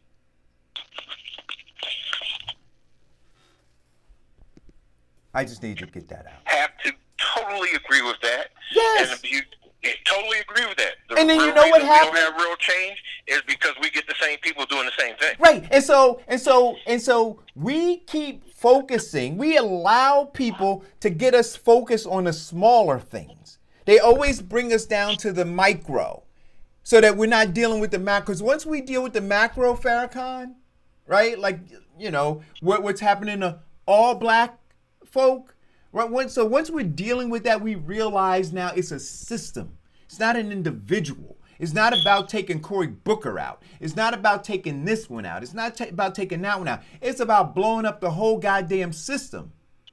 But because they rely on the system, all of them rely on the system, they don't want to blow it up. Hold on, let's see if I can get this call. Hello, caller? Yes. Good morning. Good morning. I'll go real fast. Diane spoke a couple of days ago about the protesting, and the protesting, that energy has to be transferred to the year-round work. When we look at legislatures, whether it's congressional representation or state representation, we have black elected officials. So you could say that there's been representation there, but in the judicial branch that oversees these law enforcement departments, the correct laws have not been applied to the judicial branch. We still have not gotten full civil rights and fair treatment in the judicial branch, one of the three branches of government. And that takes year-round work or protesting in other fashions. I only bring that up because, Eric, we talk about so many things on the show: racial wealth grab, over-incarceration, transferring of wealth. The judicial branch is still an area we do not have a fair shake in. And this goes all the way back to the 60s. I just wanted to touch on that. And But Che, can I ask you a question? So here's the thing, Che. These judges are appointed by whom? The council and the mayor. Yes. See, The you understand what I'm saying? governors, the So senators, you the look at it as a congressmen, put them in separate those branch. positions. You look at it as a separate branch. But they're even talking about it on the federal level with the Supreme Court, right? They're saying it's all political. So we want to believe like, oh, you know, we have these three different branches, right? And so on paper, yeah. But in practical terms, no.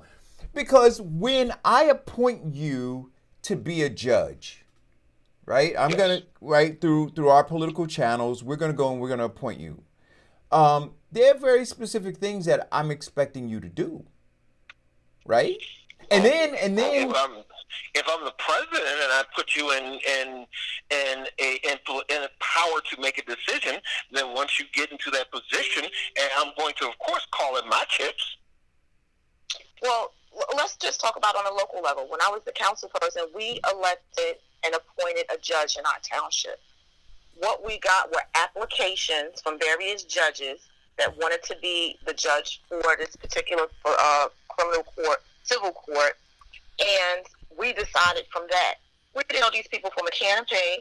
People didn't do research. Many of the council people did not do research on what their history was as a judge or an attorney. They didn't do any of that. They chose people that were pushed through the party system and said, this is the people that we're going to elect. If you look at any particular town, pick your town down in Camden, North, Elizabeth, wherever, these judges have been put in place by political figures that want them in place so they can do what they need them to do. Exactly. That's it. That's it. And that's why I'm saying this That's whole what thing. we were saying.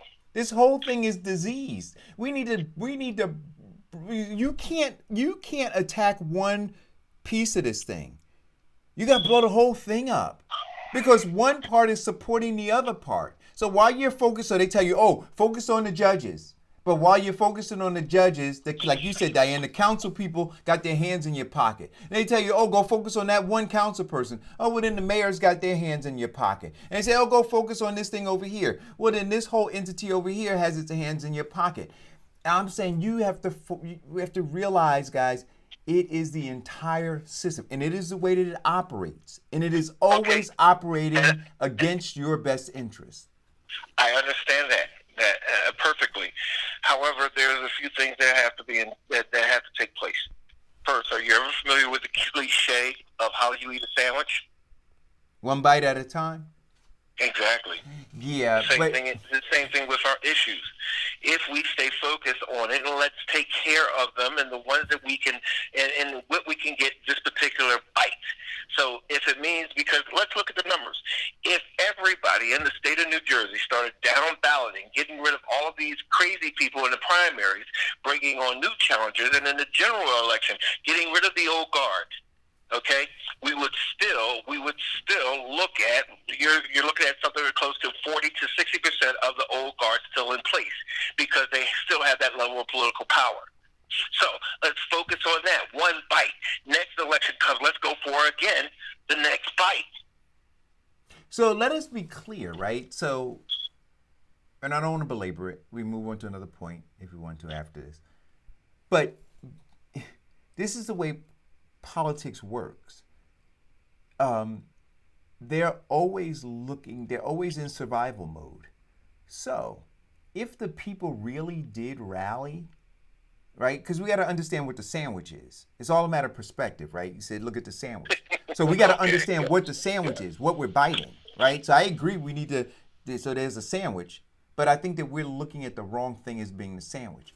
But if folks focused on down ballot and they look to remove ineffective politicians based on an agenda that was focused on our interests, what you would have is that second wave of politicians would change the way that they think, because they would realize that you now have this electorate who is more dialed in, and they would be seeking to appeal to that electorate. See, they wouldn't push against it.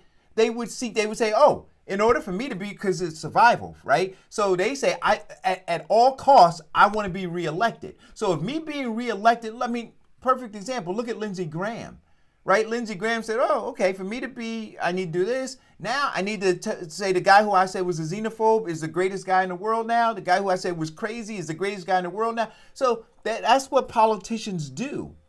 But they do it based on the group or individual that has the political power to bend them, right? That is what politicians did, because I'm a politician, and that's something that I would never do. Yes, they have done that, 100%. But look, I'm not going through the situation of compromising, or as they say in the hood, selling out. No, and not only Lindsey Graham, but Donald Trump talked so badly about what's his name's wife when they were campaigning against each other, and yet he went kissed the ring or other parts of the anatomy to get reelected again. Sure. So Look, yeah, look, so I at the end of understand the what day, politicians do. your personality as a politician, I'm less concerned with. I'm concerned about your actions. I'm concerned about your voting history. I'm concerned about the legislation you propose and you support. Those are the things that I'm concerned with, right? So if you are actively working in my best interest, then I'm going to be in support of you. When you're not, then I won't be. And that's No, but we vote for the personality. no, I understand that. We deal with the politicians. But I don't just think just like in a marriage. Here's the true fact: we marry the personality. We divorce the person. right. I don't disagree with that.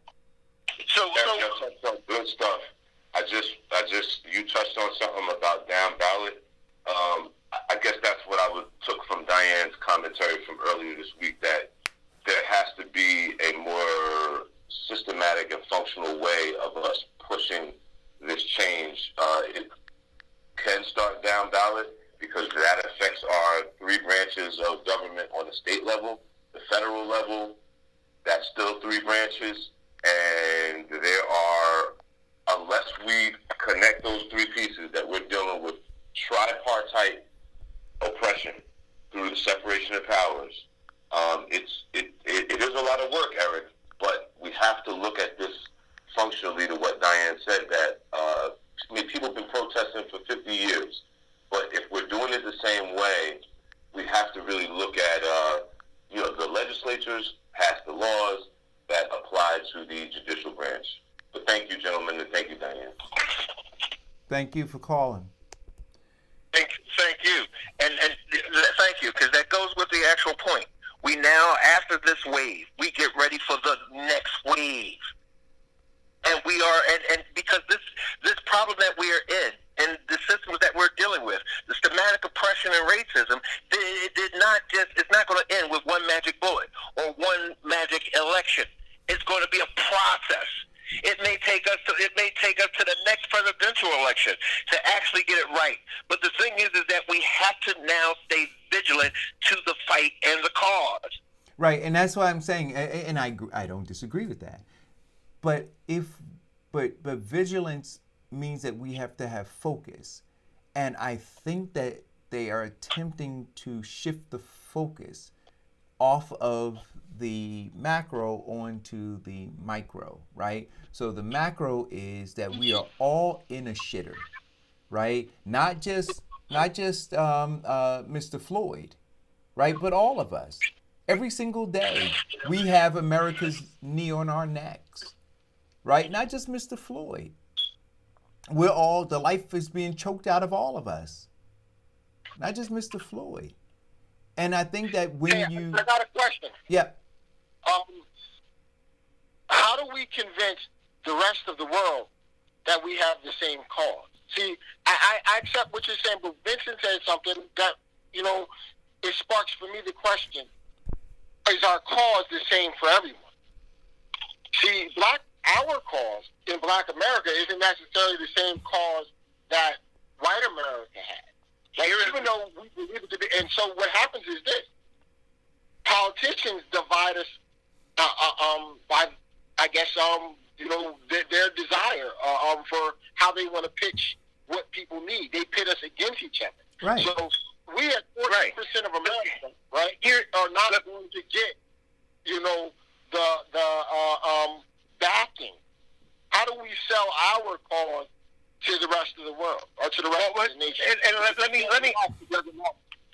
answer that question for you. And I'm going to go back to my substance abuse counseling. In that training, when they train you to actually listen to the group. Here is the thing: we have to now stop being pitted against one another, black versus white, and realize that we all have the same addiction. Now, and in doing that in the initial meeting, what really surprises me is that what comes out of people's mouth. Some say, well, thank God I'm not a heroin addict. And a heroin addict goes, thank God I don't do crack. And a crack goes, thank God I don't do pills.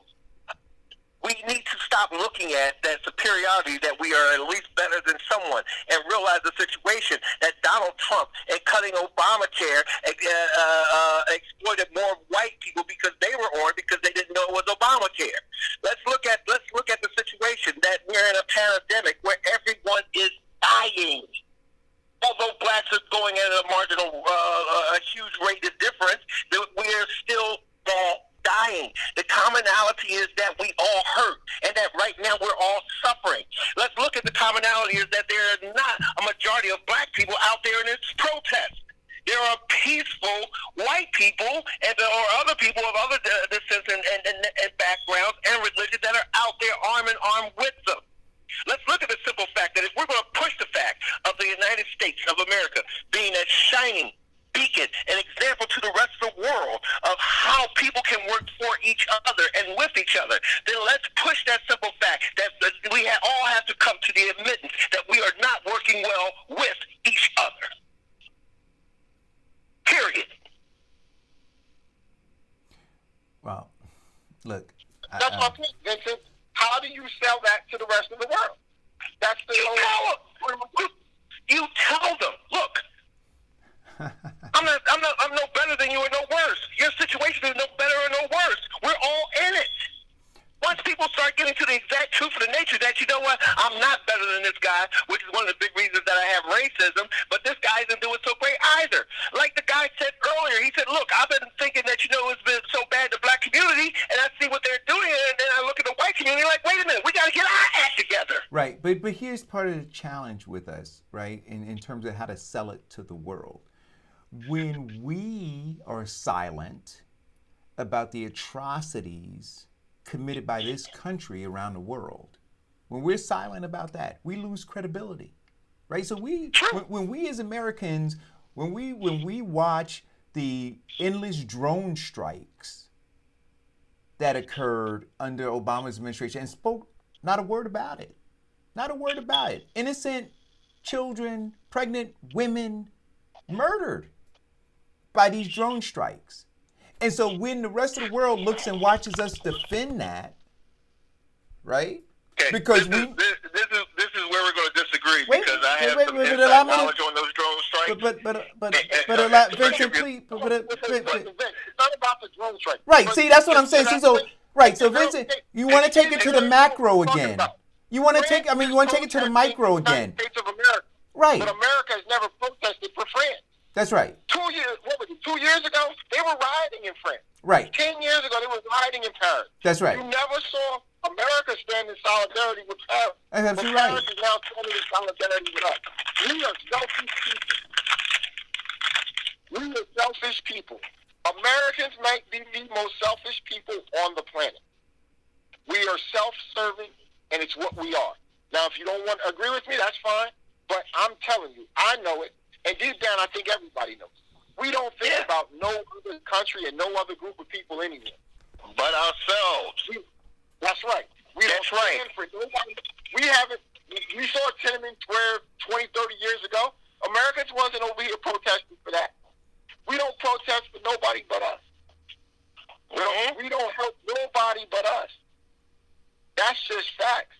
So it's hard for us to stand up here and say, hey, rest of the world, I want you to believe me when I say we're all in this together, but we're never in any of their issues. True.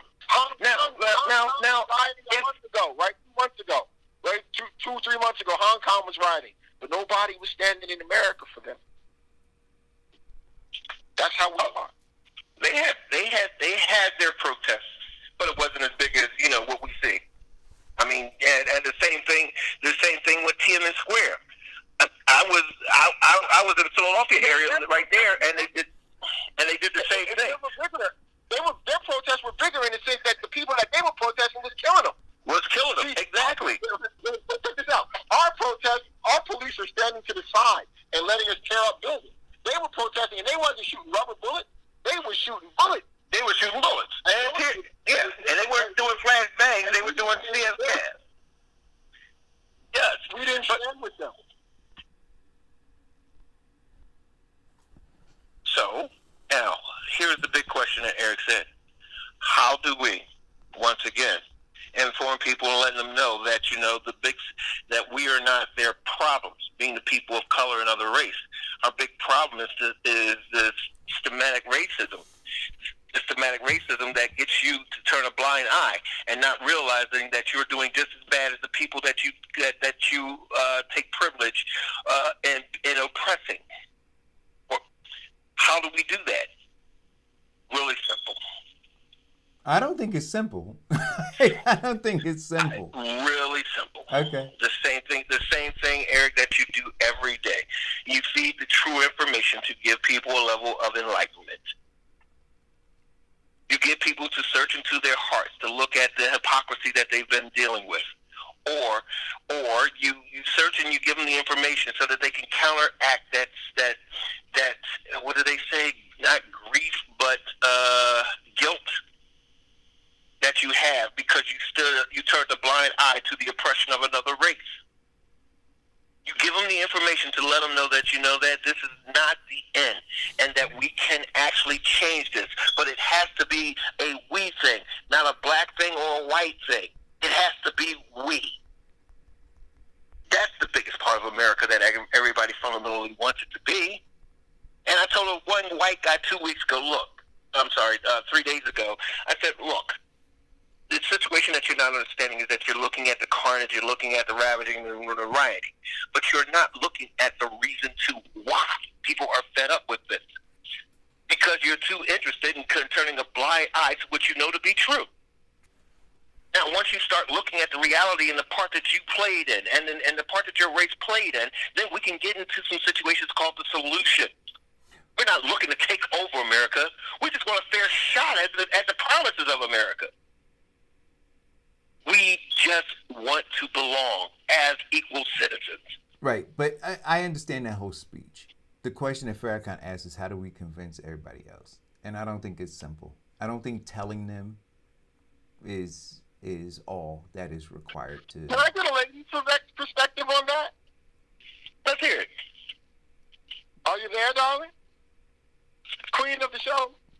Oh, Diane? I don't know. Yeah, Diana. Diane... I would like to see what a woman would have to say about how we reach out to the rest of the world. They are the mothers of the world. She is a mother. She gave birth. I never gave birth. I'm sorry. Repeat the question. I'm sitting under the hairdryer. I had to turn it off.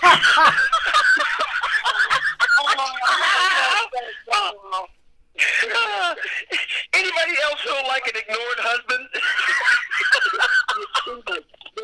The question was, how do we express to the rest of the world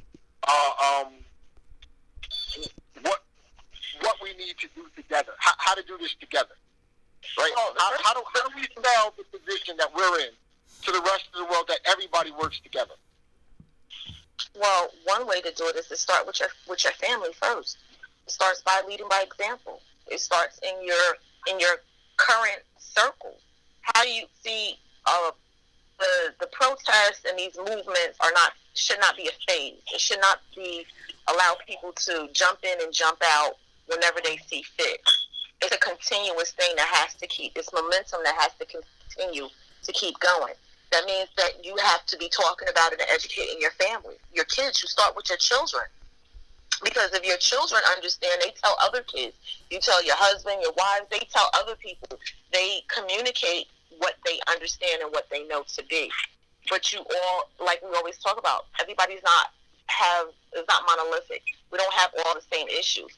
For instance, they're planning a march in Hillside, and my thought, and I've talked to a couple of council people, and I'm saying to them, you marching about somebody that was killed in another state, but we got property here in this town of Hillside where you're raising our taxes, and people can't afford to live here. We have a school system that is subpar. So where's your focus at? So when they talk about everybody's doing these marches and doing these other things, you have to pay attention to the long-term goal. What's your end result? Is the end result to have better education, affordable housing, better health care? If that's the end result, then why aren't we starting right here to talk about those things? Why are we talking about a bigger issue when we haven't taken care of our police department right here where we're at? There's issues that the Newark Police Department has had. You know, they're in litigation with officers that I can't think of the officer's name, that chased down a guy on the street to shoot him down. So you got that was not that recent, that wasn't that far long ago that happened. We've had issues here in Hillside. So people are only addressing the bigger picture, but they're not looking, like we talked about before, the root. The root is people don't have jobs. Businesses are folding and will not open back up. People will lose their houses again because they can't pay their mortgage because they don't have a job. These are the direct things that we need to be concentrating on. We need to start in our household to talk about economic growth, to talk about building our communities. When we talked about earlier, buying black, supporting our own. Right. Because if we don't support our own, we have nothing. We will have to rely on their system, their stimulus check. We're talking about when the next stimulus check is coming out. So we want their welfare, but we're not willing to create our own. We're lazy. We have to start within, and we have to acknowledge and accept the fact that we have voted in deadbeat politicians. We have all done it. All of us on this line, all of us listening, have done it. We have voted for deadbeats. We have blindly voted. It is our fault we are in our situation that we're in, and now we have to change it because they ain't going to change it because they sitting high on the hog. They're good. All right. Well, we're gonna leave. We're gonna leave it. We're after. Amen, to Reverend Diane. We're after 12 o'clock. We're gonna leave it there. I'm not even gonna step on it. You did a great job, Queen. Which is why Farrakhan asked you to get from under the hairdryer to answer the question. Thank you guys. Thank you guys for tuning in. Keep Farrakhan is right. We got to stay focused. We got to stay focused and diligent, right, in order to accomplish this thing. Thank you guys for tuning in. See you tomorrow.